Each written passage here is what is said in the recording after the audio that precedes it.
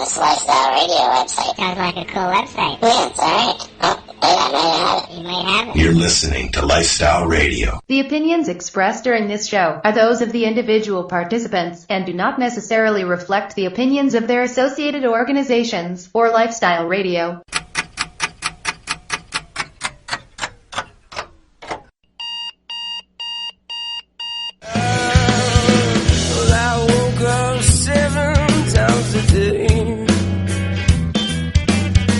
It's easy feelings long to gain. They get by a minute into force. Oh, I didn't notice the struggle and fall. But only when Gavin back, yes, sliding Gavin here. I didn't think it ever come to a... Well, good morning, everybody, and welcome to Cannabis and Coffee with me, Tamarijuana.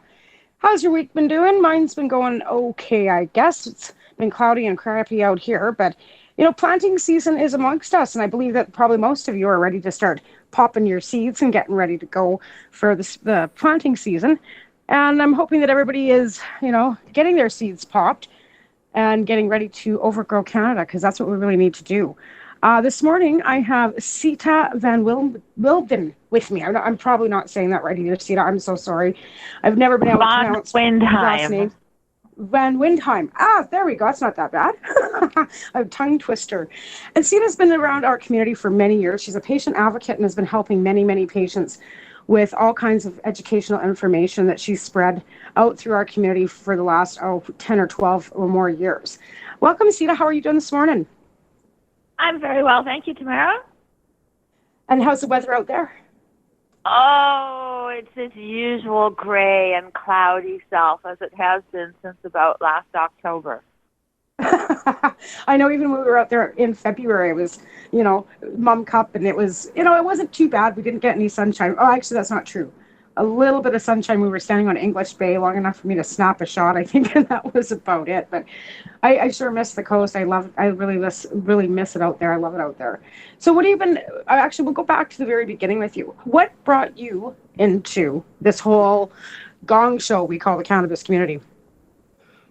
Well, in 1995, I found myself a single mom with 3 kids.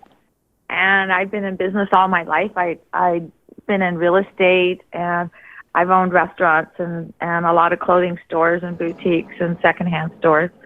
And in 1997, I found the opportunity to invest in the first ever cannabis cafe. This was before Mark opened his. And I opened it with a couple partners and started selling some seeds and started finding out more and more about the cannabis plant. And I've been a recreational user myself since my teens because I don't do well with alcohol, and that was kind of the only alternative that was about. And I found it worked well for me, and I didn't need to drink. And then in 1997, from 97 on, I started finding out about how healing this plant is. I sold the cafe in 2000, and then I started Green Harvest in 2002. And Green Harvest, I sold hashish making equipment, pollen masters, and ice bags and things like that. And now I'm consulting for people with health issues. And you found that the cannabis plant, right from root to stem, has been beneficial for all kinds of ailments. And within finding that, you've been able to kind of experiment and basically find the right things for certain patients, right? Yeah. So I started using cannabis. I started researching it and finding that different strains work differently for different ailments. And then I took it one step further and started playing with the roots, because I have a license and I had all these roots lying around, and I figured they had to be good for something. So I came up with an extraction process, and I started extracting the roots. And it turned out that they're very amazing for topical, all kinds of topical ailments, from mild skin conditions to bruises and pain. And I know that even like my son has eczema, and I'm talking like five years ago. I went and put a posting on Facebook, and you're the first person that said to me, "Try the cannabis topicals for his eczema." And then of course the autoimmune, being where it's an internal thing, and we were also taking out specific things in his diet. But I was a little bit concerned about that, and you kind of like reassured me that that would not be a problem for him to have that on his skin, and it did. It really helped, like, because I was growing back then myself too, and could, have my own product to use. So it wasn't like I was having to go out and buy it, which, I think is one thing for a lot of people that don't understand that when you're growing your own, how much more benefit you get from that whole plant, because for having to go and purchase just say the bud and then have to extract, then it's quite costly for people. So that's why I think many of us are advocating too, if you're a patient, to grow your own, so you have the ability to be able to use that whole plant extract. Because again, too, you helped me back, like I said, 4 or 5 years ago with the juicing. So maybe we could explain a little bit about the juicing process for people. So juicing, we all know that fresh juices are good for us. And we all know that green in particular is something that our bodies need, the chlorophyll. Now, when chlorophyll, I just want to make sure that I mention this. Once you've cooked it, it becomes actually like a poison in your body. So you always want to have, if you're drinking a lot of it, so if you're drinking green juice, you want to make sure that it's either fresh or has been frozen within 20 minutes of juicing it, so that it maintains its freshness. Because when chlorophyll goes off, it can have bad effects on your liver. So I just wanted to mention that first. That's a good thing to mention. So just as we've all heard of wheatgrass juice and how healthy it's supposed to be for us, and how all those fresh enzymes and new shoots create, help our bodies get stronger, and our bodies are able to easily absorb these very fresh juices. So I recommend juicing the plant.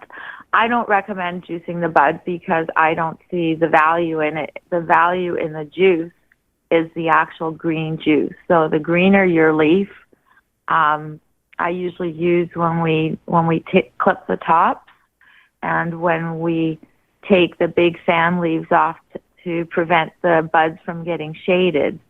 Those are the leaves we use to make juice.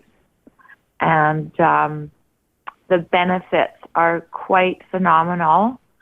You will find that immediately, if you have arthritis, it'll get rid of pain within a couple of weeks of juicing, just using maybe an ounce of juice a day. Yeah, and to kind of illiterate, you don't need a lot of it, right? Well, I find that in cannabis, for certain conditions, you need a lot. People with MS, they need a lot of cannabis. I didn't believe, I have a colleague of mine has MS. I didn't believe he actually smoked 2 ounces a day until I saw him do it. Right. And he needs to smoke. He needs to smoke like one big fatty every 20 minutes in order for his MS to be controlled. Right, but I'm talking about the juicing, like the actual juice portion. Like, you don't need to be just sitting there drinking cannabis juice all day long. No, you don't. Okay. You don't need. No. That would. It's much too strong. Cannabis juice is very, very strong. So a couple of ounces would be a lot. Usually, I make it in cubes of almost an ounce, about 2/3 of an ounce, because that's what a little ice cube holds. And I have 1 or 2 cubes of that in a smoothie in the morning. And right. I don't recommend juicing too much, because the greens create a certain detoxification in your body, and if you get too much, your body over detoxifies, and that's not good either. Right. And You it's get true, though. nausea. You get nausea and headaches, and Right. that's not a good thing. You just want to take it slowly. So for juicing, really about an ounce to an ounce and a half a day is all you need. Right. And like you were saying, with your other afflictions like MS, until you actually see somebody consuming that much, you don't really realize that they do need that much. And that's unfortunate that the government doesn't see that with their recommendations. Well, I was going to then say that most patients need very little, and it's astoundingly little for some patients to come into homeostasis, for them to get. I mean, we all like using cannabis because it's enjoyable, but a lot of patients are using it simply to control symptoms, and I'm always amazed at how little goes a long way. A little bit of tea at night made with the cannabis plant helps you sleep. A little bit of oral medication, whether it be drops or candies, relieves pain for a long time. Right. Right. So, it's different to ingest it. But I wanted to say there are people that need a lot higher, and the government has to see that. It's just because they refuse to do research into it that they're not learning this. That's right. We're going to take a quick break right now, and then we'll come back to talk to Sita more about the extraction portion, and then, of course, into some more of the political end of how we feel about the cannabis legislation and stuff. So I'd like to thank my sponsors, who are 12 High Chicks magazine, Remos Nutrients, MUM, Maritimers United for Medical Marijuana, Canadian Therapeutic Cannabis Partners, Haley Rose Foundation, and I'd also like to mention that we have a new sponsor, who are the THGC, which is the Healing Garden of Canada, which is also an edible processing company. They were established in 2014, and they are award-winning from the Karma Cup. So I'd like to give a shout-out to them and let you know that they're available for getting in touch with. Marty DeRosier is the owner, and you can contact her through Facebook. We'll be right back with our song is going to be today. I have to flip back here. Le Mosquite, Ganja Fort Righteous. And we'll be right back in about 2 minutes. Cannabis Partners Society is a registered nonprofit organization that advocates for access to cannabis as medicine. Political action in the courts at all levels of government established a federal medicinal cannabis program that is second to none. However, our work continues. If you are one of the millions of sick, disabled, or terminally ill people in Canada that does not have a doctor willing to offer medicinal cannabis as an alternative, we can help. We offer appointments every Monday for qualified patients across Canada who wish to access licensed physicians who will evaluate your condition and help you decide if medical cannabis is right for you.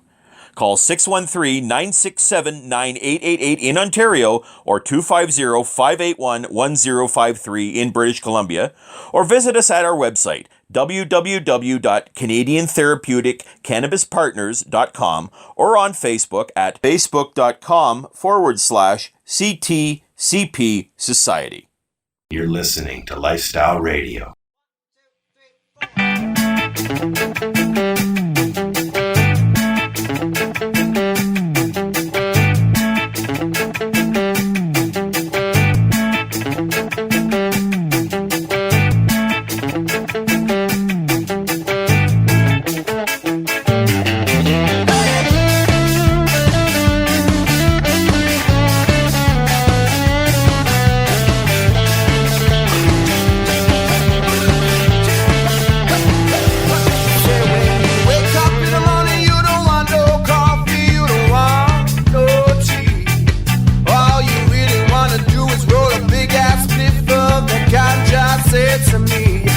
Just said to me, you know that it needs so happy that you join my band. Just said to me, you know that don't want no yeah,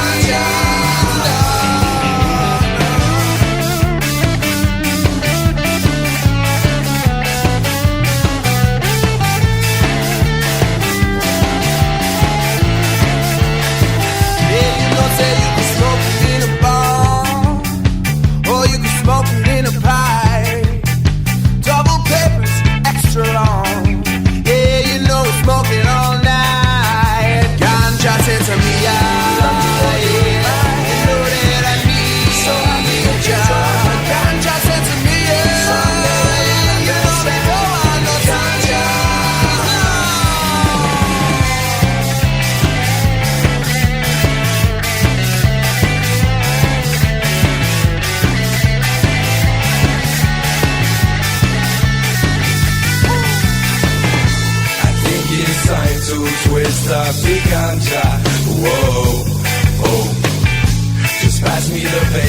friends and I'll see you later. Whoa. Cause I like them nice and tight, I don't like them light and loose. I like when the time is right, right for me and you. When I'm all alone with Mary, I'm done with feeling blue. I could never be without her, she's my love is true. Inside I'm boiling, my heart is racing, my eyes are bloody, my arms are shaky, my legs are lazy, my stomach's hungry, my clothes are stinky, my mouth is pasty, my voice is raspy. But it won't stop you from going where you can't even catch me. Cause I'm way too high for y'all to understand me. No guarantees when I'm smoking trees. Just come along with me, sing this song with me in harmony if you feel the need. But I think it's on a twist up. I think it's on a twist up the ganja. I think it's on a twist up. I think it's on a twist up the ganja.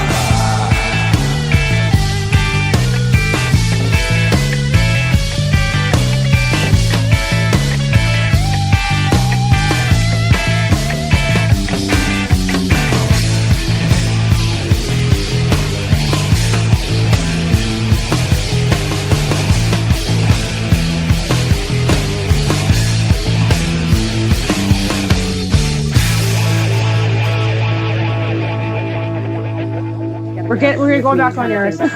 We'll do a script up so it sounds okay. I think we're back. We were talking about the Yanni Care, which is something that Sita has on the go on her end of things. So that's something actually on Saturday. I'll just mention that right now. I'm having a gathering here at my house for the Yanni Care, and I'm quite excited about it. But anyways, we'll talk about that after. Well, we will talk about it too, but that's just one of the things you do, Sita. So you were talking about too, we were with your business before that you were doing the hash pollinators. Do you want to explain a little bit of that to the patients? Yeah, so for when I had the cafe in the 90s, I met a lot of people that had accidents making hash oil. And when I went to Amsterdam, I found that they were using ice and water systems and dry sift systems to separate the active ingredients from the plant.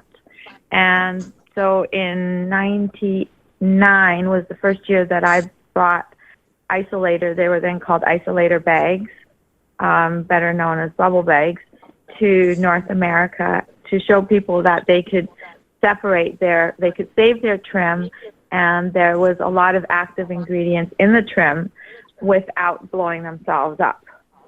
Butane is dangerous. No matter what people say, there's always residue in the product because it's a hydrocarbon. It is dicey. It lodges in the liver and can cause issues, particularly cancer. So this was a dry sift, a tumbler that would actually sift your trim or your bud and remove most of the trichomes, which you could then go and either smoke or press it into hash or cook it into edibles or make an extraction with alcohol and just let the alcohol blow off, like naturally evaporate rather than boiling it. And that was Green Harvest. I sold that last year.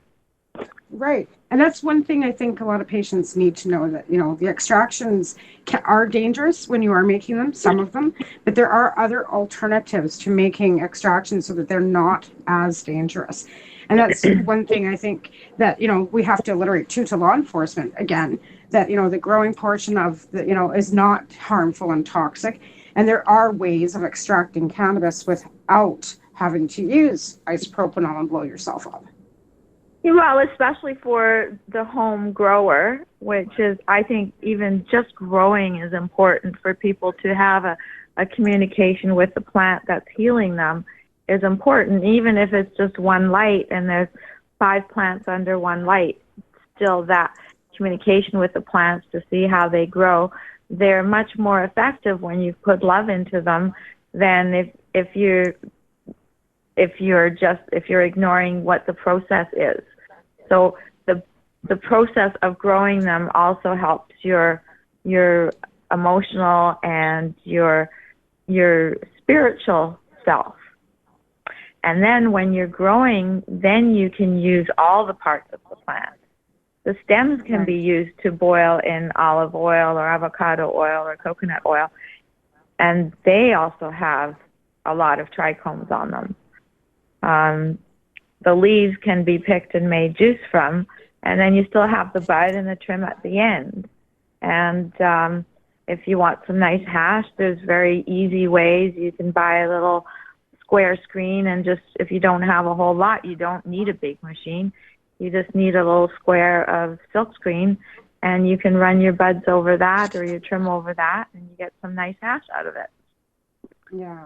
Well, I know they do have keef boxes and stuff available too that, at the end of the day after you're done, grinding. Yeah, those simple little keef boxes where you keep your stash in, and then every week you clean that out, and that's your concentrate. And I really recommend that people make edibles with it, because the ratios, I'll give you the ratios for how the body uses cannabinoids. So the most popular form is smoking. But if you have 10 grams of cannabis and you smoke it all, only about 1.5 grams is going to actually get into your body. When you eat it, when you take that same 10 grams of cannabis and you convert it into an edible or an oil, your body's going to absorb about 35 to 40%, or 3 to 4 grams of those 10 grams of cannabinoids. However, if you take that and you use it in a rectal or, we know mostly the studies have been done on rectal suppositories, you get 7 or 8 grams that your body can use.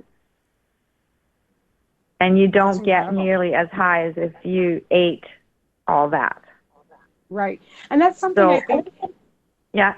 So what you're doing by using suppositories, you're actually getting more of your cannabinoids that you're paying a lot of money for into your system that way. Right. Right. And rectal, like I said, that's one question a lot of people have is, like, because you don't get as high, so you're more functional. Because if you're eating, say, 1.5 grams of RSO a day, if you're not wrecked, your tolerance is really, really high. And I know some cancer patients right now that are eating up and over like the gram a day, and they're totally wrecked. Like, they're sleeping most of the time. They can't function properly because they're just so high, but it's not high. Like, I'm not sure. I can't describe it myself personally because I've never done it myself. So, but I've also, like I said, I'm getting this information from people that I've talked to, that when they use the suppository, they can at least function, and they're actually getting more absorption and better medicine through that route, rather than taking, say, a glob and sticking it under their tongue or in a cap. Yeah, so if they stick it under their tongue or a cap, they'll get about 30 to 40% of that dose will get absorbed in the system.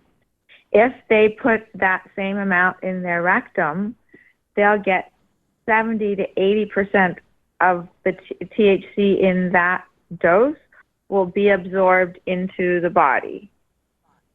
Wow. And you don't feel it as much, because when the cannabinoids go into your liver, they actually get converted into another form of THC that gets you much higher. When you insert the cannabinoids into the rectum, they get absorbed directly into the bloodstream, and the liver doesn't get a chance to do what they call first pass metabolism. So you don't get that conversion of that THC in the liver, and therefore you don't feel so high, and your body, you can tolerate a lot higher doses. And it's better to get that higher dose, especially, and to battle that cancer. Like, the higher the dose that you can get in there, the better. The better. And there is a lot of not just blood supply in your lower bowel area. There's also most of the lymph.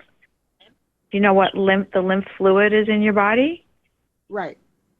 I don't know.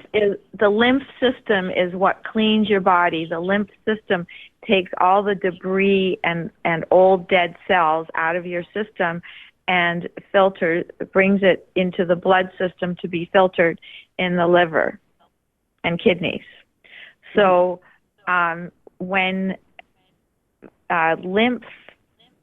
you put a lot of cannabinoids near the lymph system doesn't just absorb water-based products, it also absorbs oil, fat, to get them out of your system. So your lymph system in your lower bowel is absorbing a lot of the cannabinoids and taking it through the rest of your system. So it's bathing your body in these cannabinoids more than just when it goes through your liver, it goes straight into your blood. Right. Right. That's why people are getting so much better efficacy out of using suppositories, because there is more contact with the body. Right. Right. And they don't recommend, well, it's not that they don't recommend, but smoking cannabis isn't really the curing of the body. Like, I mean, it does, have the effect, but like you were saying, like when you're smoking it, you're only absorbing, like out of 10, you're absorbing 1.5 grams. So that's where we come into the whole edible, and why patients have fought so hard for that edible extraction portion of the plant, because in reality, if you want to heal your body, you need to put it into your body, not just smoking it in your lungs. Absolutely. You need to put it in your body, on your body. Any way you can get it, the more ways you can use the cannabinoids, and the more parts of the plant you can use. I would also recommend people take hemp oil every day. I was just going to mention that, actually, because I was talking to another friend of mine that was talking about actually infusing hemp oil because of the omega 3s that are in the coconut butter or oil doesn't absorb as well as the 6 and the 9 that's in the 6 actually that's in the hemp oil. So let's talk a little bit about extraction or the hemp oil too. So the hemp oil is really very wonderful because it has the same balance of omega 3 and 6 that are in your brain. So it gets absorbed into your body much easier than an oil that doesn't have the same balance. So the issue with hemp oil is that you cannot heat it. Once the hemp oil has been heated, it's no longer as good. A lot of the antioxidants that are in the hemp oil get destroyed by heat. So when you purchase hemp oil, you should always buy it at the health food store. It should always come from the fridge, and it should always be a sort of a greenish color. I've seen it sold in a very light yellow, and that means it's been highly processed. So if you're going to take hemp oil, you should take it by the tablespoon or put it on your salad, but never ever cook it. And if you want to that's interesting. infuse your hemp oil, I recommend that you infuse it with a concentrate. Right. It's already been processed. That's interesting. I didn't know that. Like, I mean, because you just assume, like, you buy hemp oil, like you buy coconut oil, you put it in your frying pan, and you cook with it or whatever.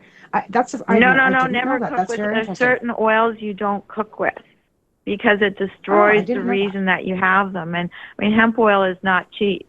Same with delicate nut oils like walnut oil and hazelnut oil. You don't cook with those. You just use them raw. Right.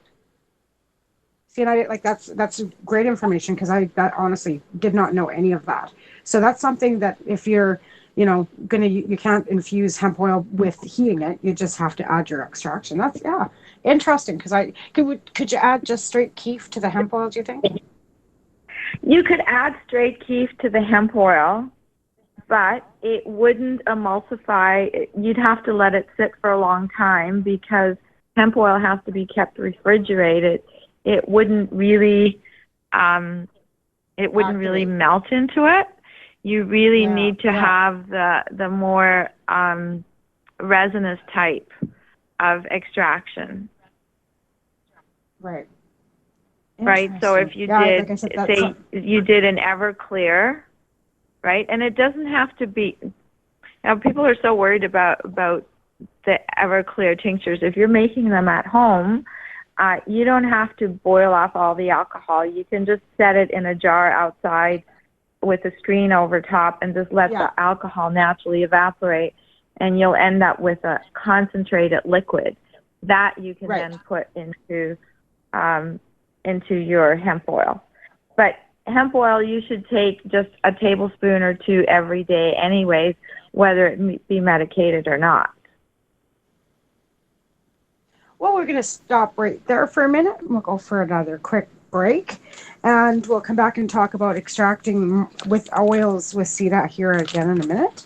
I am going to thank again my sponsors, who are 12 High Chicks Magazine, Remo's Nutrients, Mom, Maritime Originated for Medical Marijuana, Canadian Therapeutic Cannabis Partners, and the Haley Rose Foundation. We'll be right back with Royal Kush Band, Pass That Joint. Tune into the Pace Radio Show and catch Kim Cooper, Debbie Stoll-Skiffen, or Allison Murden, along with myself, Al Grant, as we talk to Canadian and international cannabis advocates who are working hard to help patients and to end cannabis prohibition. Catch us live every Wednesday at 8 p.m. Eastern Standard Time here at lifestyleradio.ca. You're listening to Lifestyle Radio. Hi, it's Deb from BMA Hydroponics. Whatever you are growing, from vegetables to medicinal cannabis, we have everything you need to succeed. From seed to harvest to processing and extracting, we carry all the brand name products that will help you produce, process, and consume high-quality medicine. Our knowledgeable staff of qualified growers have decades of experience with home production, and all possess either MMAR injunction status or an ACMPR registration certificate. We offer the largest variety of products available anywhere, and if you don't see what you're looking for, just let us know and we'll find it for you. Visit our store at 404 Maitland Drive in Belleville, Ontario, or visit our website at bmahydroponics.com. We can be reached at 613-967-9888, Monday to Saturday from 10 a.m. to 5 p.m. or find us on Facebook at facebook.com/BMAHydro and drop us a line at BMA. Our motto is your success is our success.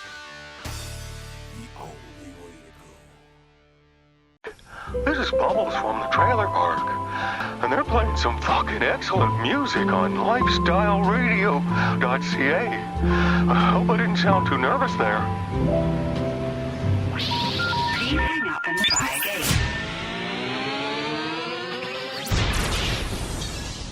You're listening to Lifestyle Radio.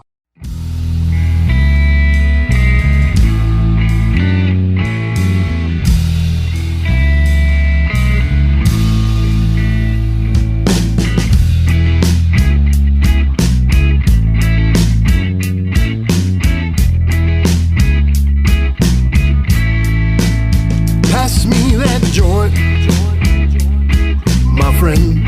Tonight I want to live a little again, and I'll get straight to the point, and I won't pretend. Tonight I want to live a little again. My girl wanted drinks from the liquor store. Who am I to argue with that type of request? I lit up a crooked cigarette.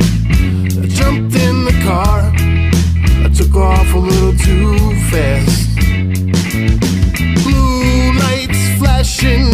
I think I might need bail.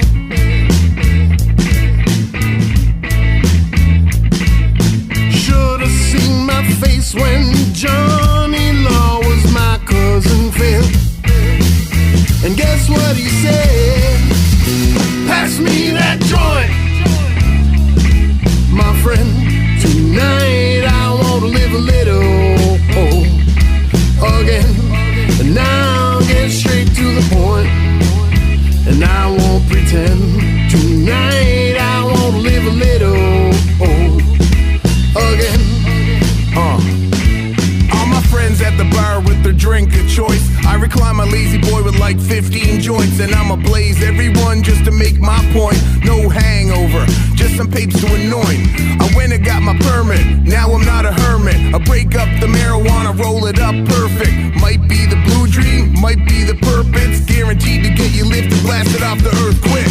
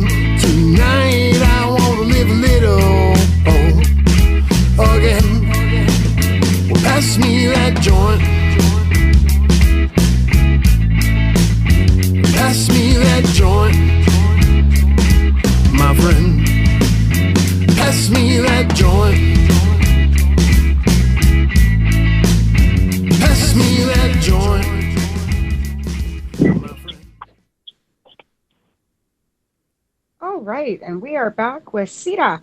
And over the break, we were kind of talking about terpenes and the difference in essential oils and stuff, and how you can extract different essential oils. And that's basically because I'm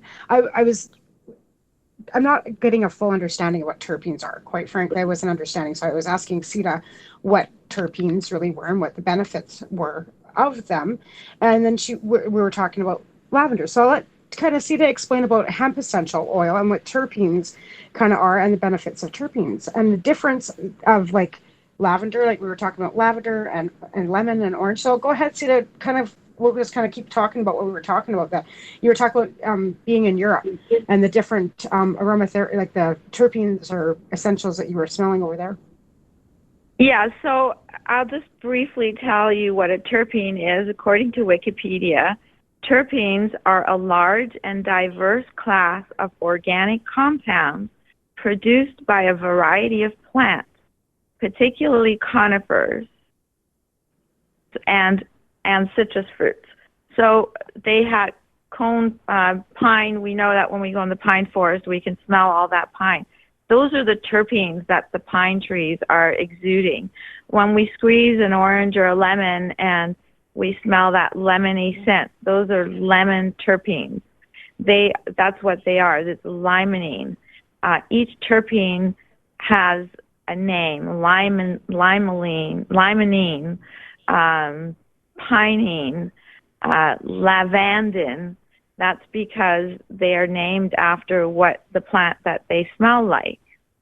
So when I was in Switzerland in 2000, there was an exhibit of different essential oils that had been made by different farms, and they'd all been made from cannabis.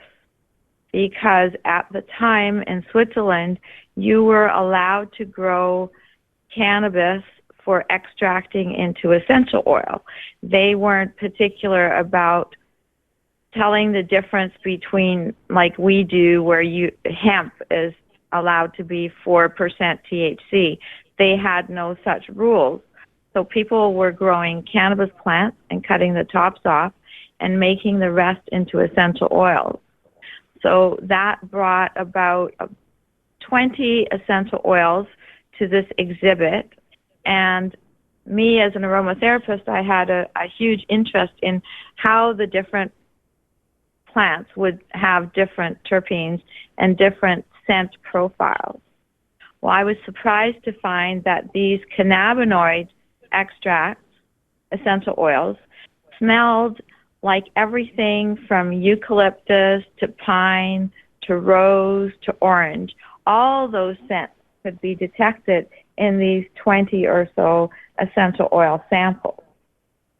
So I then had a conversation with Dr. Ethan Russo about the terpenes in cannabis plants and the entourage effect.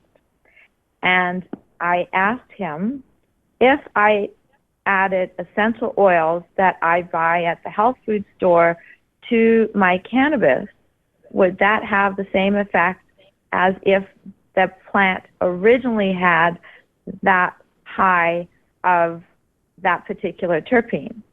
And he said, yes, terpene is a terpene is a terpene. So people, please don't buy distillates for $60 a gram. You can get lovely essential oils at the health food store a lot less. Yeah. That was my terpene thing. and that's the thing. Like, I think there's a lot of misconceptions out there because of so many different, pop-up businesses that are coming up. And I understand that. Like, this is a brand new industry up here. And, people are forging forward, trying to, get their niches and figure out where they're going in the future. But there's been a lot of misconceptions about edibles, about juicing, about terpenes, about cannabis in general. And along with this legislation that's come out with, the whole pointing at the age limit. Now, I'm not saying I want to see a 12-year-old out there puffing. That's just hooey, the age limit. I just wanted to go back for 1 minute where we were talking about CO2 extractions, and that I believe that the whole plant is important, whether you're smoking cannabis flowers or you're ingesting them or you're using them rectally, is that the closer you can get to the whole plant, the better. Now, CO2 extraction fractions the plant. So we are now ending up with more on the clear end of the spectrum product, which is more like a pharmaceutical extraction. So we're leaving behind all the other important things in the extraction when we CO2 extract, and we're getting just the THC or just the CBD or just the distillate, but we're not getting the whole plant. So again, people that are growing at home, use your whole plant. If you're buying, buy as much of the whole plant as you can, because the extractions are just not as they don't work as well in the body. Right. And that's, like I said, that's the one misconception. It's all this dabs. And I'm not saying that that's a bad thing either. Like, I'm not trying to poo-poo anything that or any way people are consuming their cannabis. Oh, dabs are wonderful for people in pain, and they're definitely good for short-term relief, but it's not a good use of your product. You're just blowing most of it up in the air, right? So if you're sick and you need medicine, dabs is not a good way to spend your medical money. Right. I think that's what we want to try I'm and always get looking at, here. because people complain they don't have any money. Well, you can make a lot with a very little amount of plant material. Buy yourself an ounce of cannabis and make it into different things and use it. A couple of dabs and the value of an ounce has gone up in smoke, right? Right. That's exactly. And that's what I kind of want to get across too, because you don't. Like I said, I look to you as an expert, quite frankly, you're the go-to when it comes to medicinal, kind of with caps and the extractions, because I know you've diligently taken the time to research all of this. And that's why, whenever he asks me, well, what about this? Do you know Sita? I guess always poor Sita's getting, Tamara sent me. But that's exactly what I do. I tell, especially in the community, like, I'm not sure, ask Sita. Because I know that if you don't know, you do know most everything that, about when it comes to this kind of stuff. I'm sorry, I don't mean to be putting that on you, like, oh, go to Sita, but you're the go-to for me anyways, because I know you know your stuff. And with the patients, again, alliterating, if you grow your own, it's easy. I know it's scary. I think that's the fear factor, that it's not that difficult to do at home. And I think people are afraid. Okay, and then you were going to talk about this age limit, which I think is really arbitrary, because I've consulted to some parents with children that are very sick, and they're on a lot of drugs. And the poor children are so drugged that they can't even enjoy their life. And when the parents start giving them cannabis instead of the heavy drugs, I'm talking about, for example, epilepsy, right? Yes. They're given these horrible drugs that don't help their bodies at all. And other other kids with ADD are given Adderall. I mean, Adderall is nothing but methamphetamine. Look it up. Right. And that's, so you're we're absolutely setting right up about our small children because people don't have the time or energy to take their kids and run them outside and engage with them. That a lot of kids are just bored and they're just trying to get their parents' attention or anybody's attention for that matter. And then they fill them with methamphetamines, and that sets them up for addiction for life. Right. And that's really, like, I don't understand how, I understand, but I don't understand how anybody wants to give their kids pharmaceuticals. Like, I have a hard time giving even Tylenol. Like, but we don't I mean? understand. When we go to the doctors don't understand. They don't understand that there's a whole healing community out there, that there's different ways. They're taught that when you're faced with this disease, you give them this drug, and that's all there's to it. And anything else is doing harm. You know, they've sworn not to do any harm. So technically, if the doctor only knows to give you drugs, they can't recommend you take an herb because they know nothing about it, and they could be causing you harm. Right. Yeah. Ridiculous, but that's doctors. Yeah. That is, and because that's Western medicine for us, because we've been given that's the choices we've been given.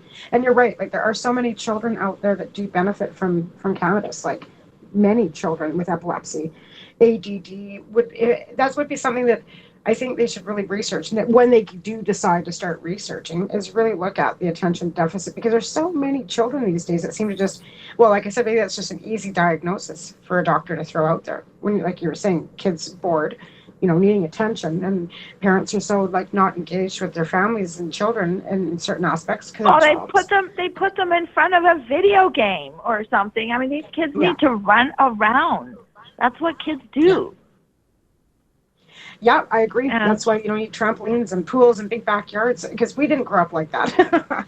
Video games, like, yeah, I know I have that issue in this house with the video games. But children of this generation have been, you know, kind of labeled with all kinds of problems that they, you know, maybe don't have. But that's something, you know, that doctors, like I said, when it comes to cannabis, doctors don't have the research, or they don't get the opportunity to do the research. Well, and they're told from the beginning that this is a drug and it's bad. And I mean, my own family doctor, after knowing me for 35 years, she still won't sign my prescription. Oh no, I don't know anything about it. Yeah, and talking to you, that's, you know, unfortunate too. You go to them, some of them too, and they just don't want to hear it. Like, they just don't want to listen. Whether we know or they don't know, they just don't want to listen. No, they don't want it. They don't want to hear it. But it's much better for kids. As I said, I've consulted to parents of kids with autism as well. Excuse me. And I've seen some really, really interesting results with kids that are taking very, very low doses of cannabis, and in some cases, you know, a drop or two of a diluted tincture a day, and it's helping them focus. It's helping their brains actually develop. Yeah. One little guy did so well on cannabis medicine that his parents called me in a panic because his brain function was improving so much that the school was asking what the parents were doing. Oh, well, that's a good thing. But then you don't want to. That's a good thing. But they were in a panic. They said, "Well, what do we say?" Yeah. And I just said, "Just tell them that you pray a lot."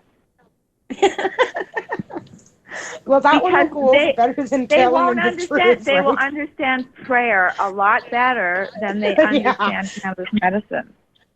Well, I have a shout out for you from Cheryl Rose, and she's saying, thank you, Sita, for talking about how extracting, as in CO2, etc., are not as beneficial for the healing. So that's from Cheryl Rose for you. Oh, awesome, Cheryl. Thank you. I'm glad that I've got one listener that understands. We've got to spread the word. Well, so I always liken it cannabis to other good medicines that we have that have been destroyed, and one of them is the opium poppy. When you make tea from it, it's very good for low dose pain, and as long as you don't overdo it, opium tea is really good for you. But we all know that the extractions of opium can lead to lifelong addictions and death. Similar with cocaine. In Peru, cocaine leaves are actually ground up and used as part of the bread baking process because they contain, among other things, a lot of protein. So in Peru and the Andes, this is a leaf, a green leaf that's used to help people. And it's a very low grade medicine, but then by the time it gets here, it's a white powder. So now we're doing the same thing with cannabis. We're taking the whole cannabis plant and we're extracting it into a almost clear liquid and smoking that. Yeah. So that's my analogy of the extraction process, and what, the closer you are to the dark original color of the material, the more of the original plant you have in it, the more efficacious it's going to be for your system. The more you extract it and strip away all the good things, all the entourage effect, you just end up with the high. Yeah, exactly. And being high is fine, but not. Oh, it's fine. I'm not saying anything against being high, but if you're looking for medicine, if you're sick and you need medicine, getting high is a way of maybe dealing with the issue, and it'll help you to a certain extent, but it's not the most efficacious use of your dollar. Right. And like I said, and in hindsight, we all like to be feeling better, and our quality of life is what's most important for everybody. So with that being said, I'm going to wrap up my show because we've quickly run through this hour. I can't believe how quick this hour went. I'd like to again thank you very much, Sita, for coming on with all your great information. I've got lots of people saying thank you, Sita. Thank you, Sita. Great show, because it was very informative, and I've learned a lot today too, as well as I hope to be continuing to learn more with Sita over the next little bit. I'd like to mention again that I'm having a Yanni Care party here at my house on Saturday at 2:00, and all ladies are welcome. Not that men aren't welcome, but we're focusing on women's issues this weekend. So in the future, I'll try and get something more, assertive for all co-ed parties. Again, I'd like to also thank my sponsors, who are 12 High Chicks Magazine, Ramos Nutrients, MUM, Maritimers United for Medical Marijuana, Canadian Therapeutic Cannabis Partners, and Haley Rose Foundation, and of course my lovely producer Al Rapp, who does such a great job. Al Graham will have his show going tonight. I believe he's having on some of the people from 420 Consulting to answer your questions tonight as well. And again, Friday night, Al has his show on Lifestyle Radio. So I will see you next week, or not see you, but hear you next week, Wednesday, 9 a.m. And thanks again, Sita. We'll talk to you all next week. All right. Thanks for listening, everyone. Have a great day. Bye. Bye. Have a great day, and thanks again. Bye-bye. Have a great day. So what are you doing? Nothing. Why not? Trying to get on this Lifestyle Radio website. Sounds like a cool website. Yeah, it's alright. Oh, wait, I might have it. You might have it. You're listening to Lifestyle Radio. The opinions expressed during this show are those of the individual